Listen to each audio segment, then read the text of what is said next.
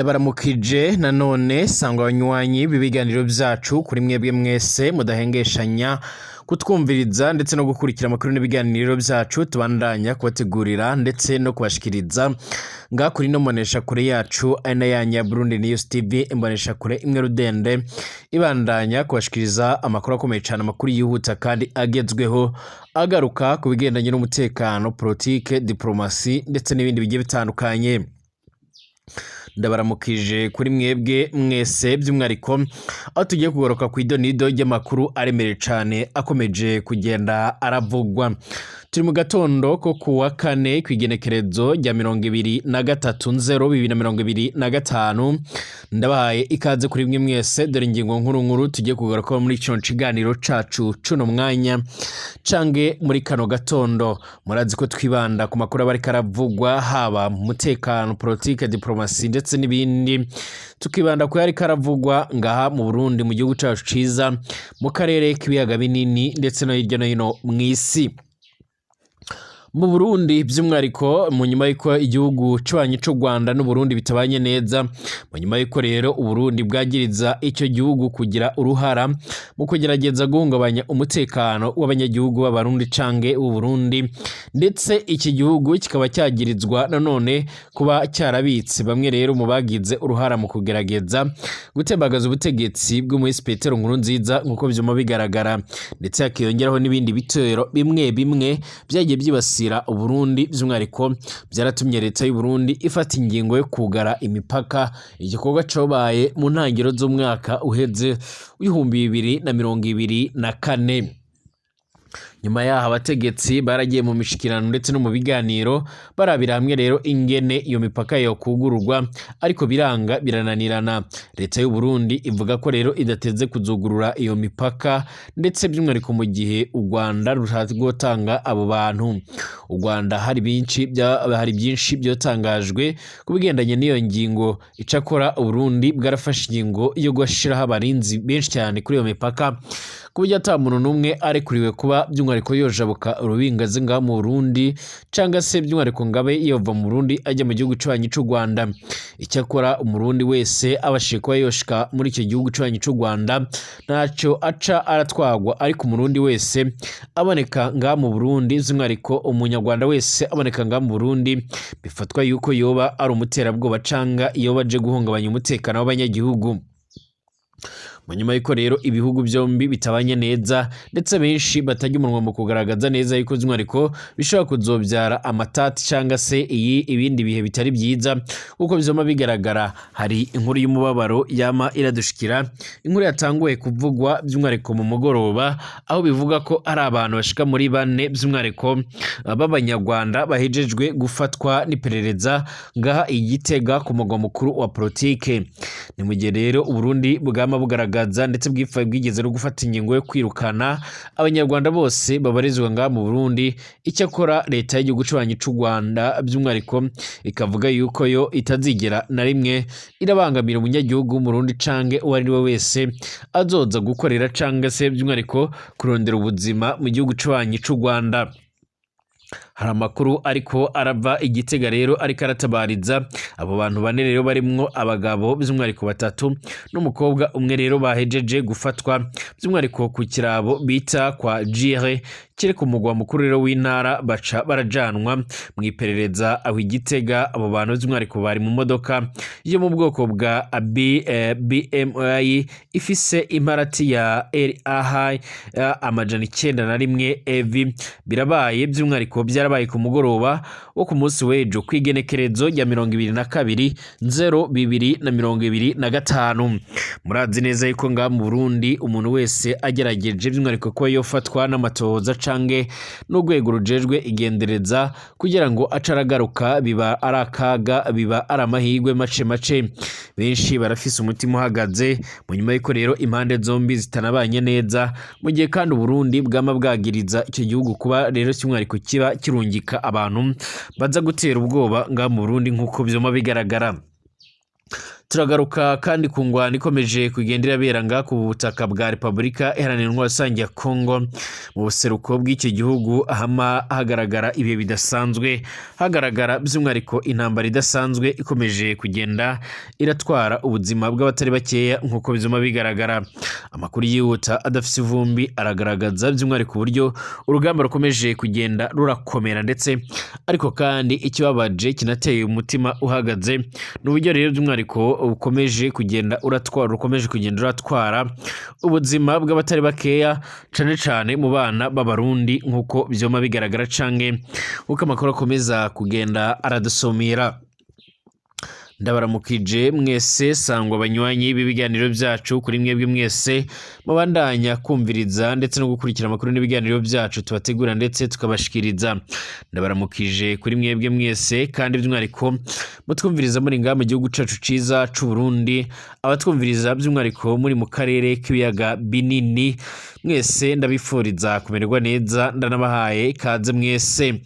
Ndabahaye ikaze mwese rero by'umwihariko ku bari mu gisagara ca Bujumbura, abari ku mugwa mukuru wa politiki Gitega, abari mu mavire, abari by'umwihariko mu misagara bimwe na bimwe ndetse no mu micungararo imwe imwe, mwese ndabifuriza kumererwa neza. Mu bihugu by'ababanyi mu karere k'ibiyaga binini, mwese ndabaramukije sangwa abanywanyi b'ibiganiro byacu, abari ku mugabane w'Uburaya, Aziya, Australia, Amerika ndetse n'ahandi hose, mwese turabahaye kaze, mwese turabifuriza kumererwa neza kandi turabifuriza amahoro y'Imana cane.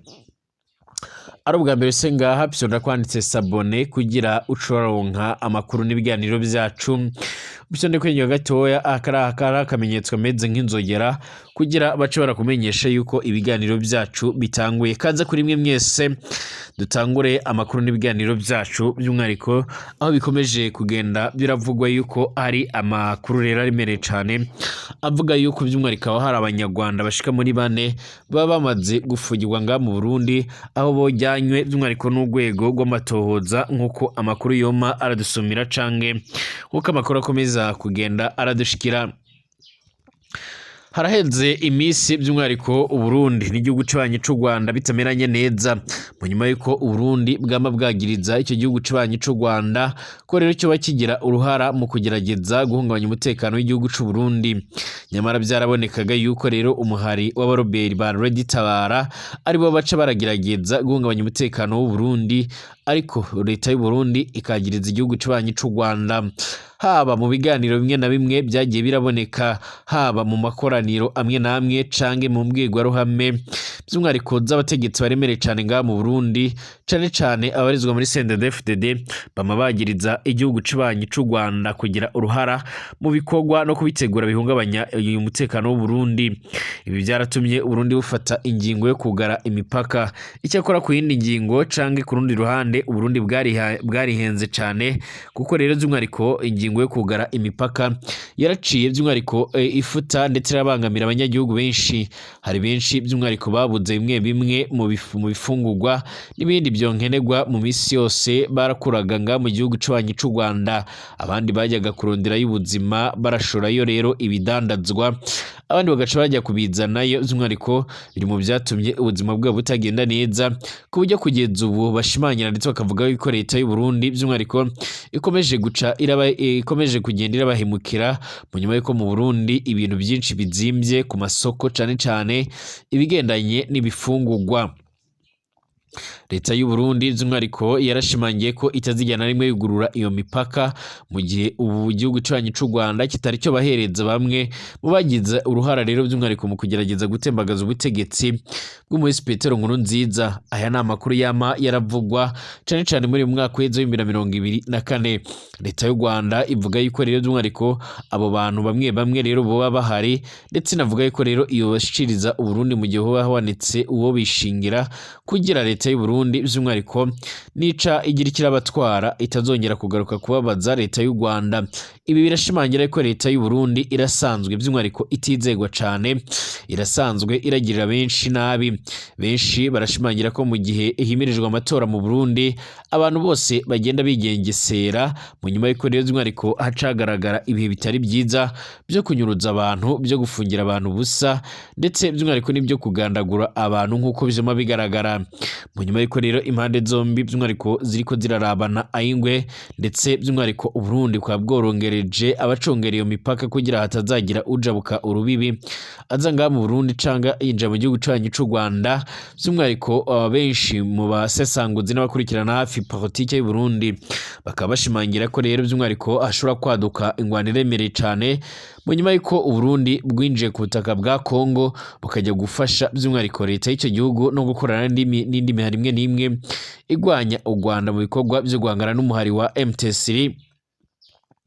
Ku rundi ruhande igihugu c'abanyi c'u Rwanda kikaba nacyo cyagiriza Uburundi kugira uruhara rumwe by'umwihariko uruhara rutaziguye mu bikorwa rero byo gukorana n'imihari imwe n'imwe arimo n'iyasize irakozeho nyabwoko mu Rwanda mu mwaka w'1994 by'umwihariko hari bamwe rero batajya umunwa mu kugaragaza ko ibihugu byombi bishobora kuzorasana canga bigatana mu mitwe hifashishijwe ingufu z'igisoda. Niho rero haravuye ingingo y'uko Burundi bwotanguye gutumiza ibikoresho bimwe bimwe mu mahanga kugira ngo by'umwihariko bace barahangana canga se igihe byo baye ngombwa bazashe barahangana muri rusange. Kugeza ubu inkuru y'akababaro iyo miradushikira canga iradusumira nuko mu Burundi abanyarwanda bashika muri 4 baba bafungiwe by'umwihariko canga baba barajyanywe n'igendereza nk'uko bizoma bigaragara cange nk'uko amakuru yoma aradusumira. Na makuru yatanguye kugenda aravuga ku mugoroba huko hari abanyarwanda bashika muri 4 b'abanyarwanda nyine bahejeje gufatwa n'iperereza Igitega ni ku mugwa mukuru wa politiki. Hari amakuru ava Igitega nyine atabariza abo bantu 4 barimwo rero abagabo bashika muri 3 ndetse n'umukobwa umwe bahejeje rero gufatwa by'umwihariko mu kirabo bita rero kwa Jire kuri ku mugwa mukuru by'umwihariko w'intara baca barajyanwa mu iperereza Igitega aho bari by'umwihariko mu modoka yo mu bwoko bwa BMY ifise imarati ya LAH amajana 91 evu. Birabaye ku mugoroba wo ku munsi w'ejo hari kwa kabiri hari kwa gatatu ku igenekerezo rya 22/02/2025. Hari umwe rero yagerageje kubatabariza yaragize ati mwotabariza byihuse imodokari plaque LAH amajana 91 ifatiwe Igitega rero by'umwihariko ku masanganzira itwawe by'umwihariko muri documentation Igitega. Bavuga ko rero yarimwo abanyarwanda abahungu 2 umukobwa umwe rero n'umugabo. Biboneka ko rero by'umwihariko umukobwa by'umwihariko n'umugabo ndetse biboneka ko by'umwihariko bari baje muri vacances by'umwihariko bahagaritswe by'umwihariko n'imbonerakure be n'umukuru w'umugambwe by'umwihariko nk'uko byuma bigaragara mu ntara ya Gitega bariko bivuna akanyota ku masanganzira ku kabare kwa Jire umupolisi muto cyane by'umwihariko asanzwe acuruza akabare by'umwihariko abahari twese by'umwihariko twarumiwe by'umwihariko babahoye ubusa nk'uko byuma bigaragara. Abandi bati mutabarize abantu 4 rero bafatiwe Igitega barafashwe n'abapolisi bakorera rero muri parking aho benshi bazi nko ku masanganzira. Barafatiwe imbere y'akabari ko kwa Jire aho bariko baranywera barapfuye guheza rero by'umwihariko bacurira imodoka yabo. Tubonye abapolisi 2 rero bagizwe rero bazanywe n'uwo no kwita rero by'umwihariko umudoria. Nibaza ko rero yoba akorera by'umwihariko documentation yaje arabereka iyo modoka yirabura iyo mu bwoko bwa BMY ifise iparati cyangwa imparati cyangwa plaque by'umwihariko ya LAH amajana 91 evu.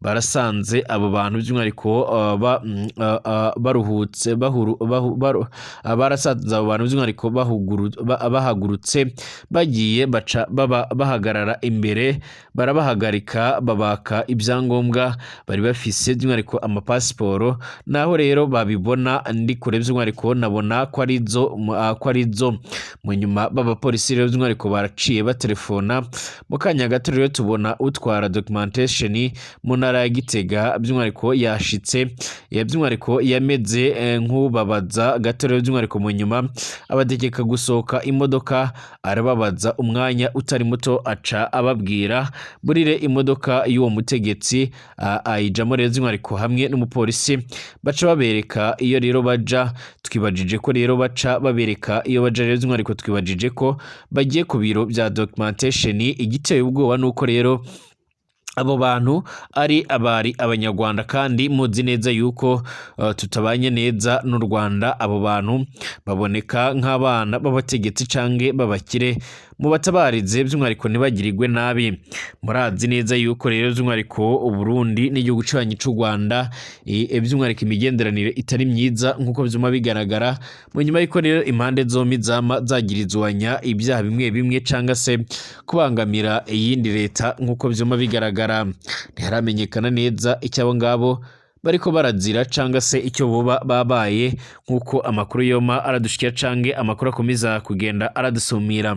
Icyakora turakomeza kugenda turondera ndetse tunakurikiranira hafi ibiriko biravugwa, turabira hamwe rero ibyo ingene ibyo ngibyo nk'uko byoma bigaragara. Tugaruke ku ngwano iriko irabera mu buseruko bwa Repubulika Iharanira Intwaro Rusange ya Kongo. Iyi ngwano irakomeje gucura umuborogo ndetse n'agahinda mu nyuma y'uko rero ikomeje guhitana abasoda b'abarundi. Intambara mu buseruko bwa Kongo, abagwanyi ba M23 baraguye uturere bagenzura muri Sud Kivu.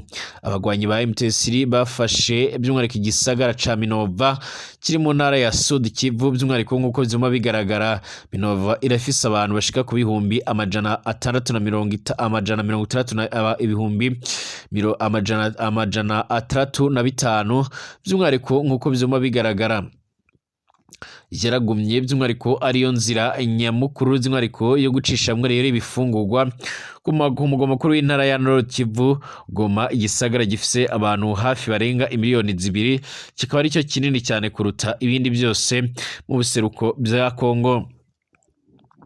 Ni mu ngufu rero nkeyi igisagara ca Minova cyarigaruriwe na M23 nk'uko amakuru rero by'umwihariko yo muri ako karere abivuga. Umunyagihugu umwe rero by'umwihariko wo muri Minova yarabwiye Burundi News TV ati abagwanyi ba M23 nibo rero bariko baragenzura Minova, barakoresheje inama abanyagihugu imbere y'umutaga, barasabye abanyagihugu rero by'umwihariko kudahagarika imirimo yabo.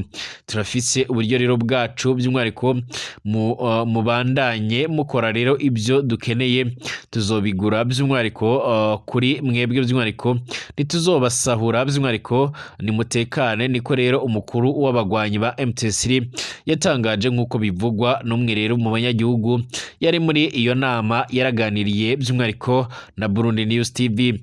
Nk'uko rero ababibonye babivuga, akarere ka Karungu kari mu birometero 8 uvuye Minova werekeza mu gisagara ca Bukavu, ubwo mugwa mukuru wa Sud Kivu, by'umwihariko nako nyine by'umwihariko karafashwe n'abagwanyi ba M23.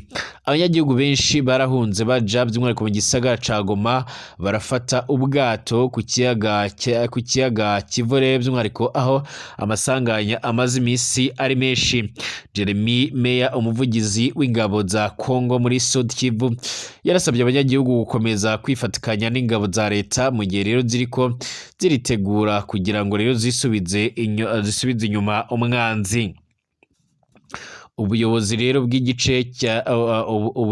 bw'igice bwa Sokora ya kabiri muri Nord Kivu by'umwihariko busaba abanyagihugu babangamiwe by'umwihariko n'intambara za M23 mu gice cy'uburaruko bwa Sud Kivu rero kuguma bizeye ingabo za leta, kutagira ubwoba kandi ndetse by'umwihariko no kutumviriza amajambo aca intege rero y'umwanzi. Nabo bafatanya bihaye ingendo by'umwihariko yo guca intege abanyekongo. Niko rero byotangajwe by'umwihariko mu butumwa rero bwijwi kandi by'umwihariko bwaranditswe bwarungikiwe ibimenyesha makuru bimwe na bimwe by'umwihariko nk'uko byoma bigaragara na Suriyotona Jeremy Maya kuri by'umwihariko uyu wa kabiri uheze, by'umwihariko nk'uko byuma bigaragara ku muhingamo mu mpera z'indwi iheze rero abagwanyi ba M23 barafashe igisagara c'ubucukuzi c'amabuye y'agaciro kitwa Rumbishi kiri muri teritwari ya Karehe muri Sud Kivu nk'uko byuma bigaragara.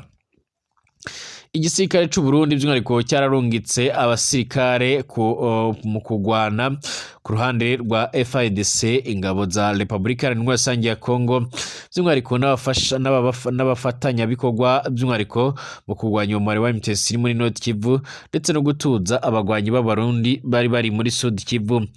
Amakuru yama aradusomera amakuru avuga ko rero by'umwihariko amakuru ava mu gisirikare c'u Burundi yemeje ko rero abasirikare b'u Burundi barahawe itegeko ryo gusubira inyuma baja mu gisagara ca Bukavu ku bari muri Nord Kivu, mu gihe rero kandi amakambi afise icicaro muri Sud Kivu by'umwihariko ariko ararungikwa by'umwihariko ku kibuga c'indege cya Kavumu ku birometero birenga 25 uvuye Bukavu. Umunyagihugu umwe wo muri ako karere yaravuze ati bariko rero by'umwihariko baracungera ikibuga cy'indege cya Kavumu bafatanyije n'abasirikare ba FARDC nk'uko byuma bigaragara.